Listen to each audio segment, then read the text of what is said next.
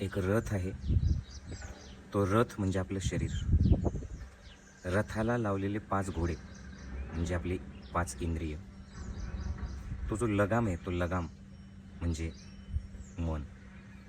लगाम ज्याच्या हातात आहे ते तुम्ही आहात, द्रष्टा. आणि त्या रथाचा मालक म्हणजे परमात्मा.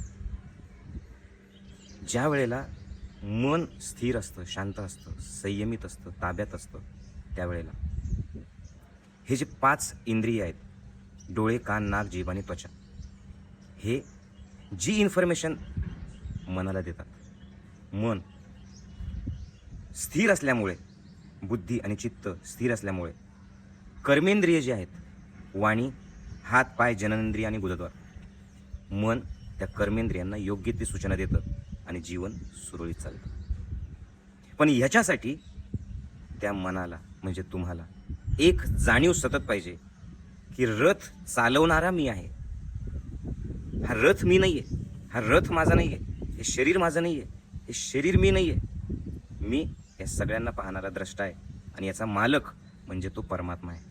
मी आणि तो परमात्मा एकच आहे. ही जाणीव जेव्हा तुम्हाला सतत असते तेव्हा इंद्रिय नीट काम करतात, जीवन अजून जास्त सुंदर होतं.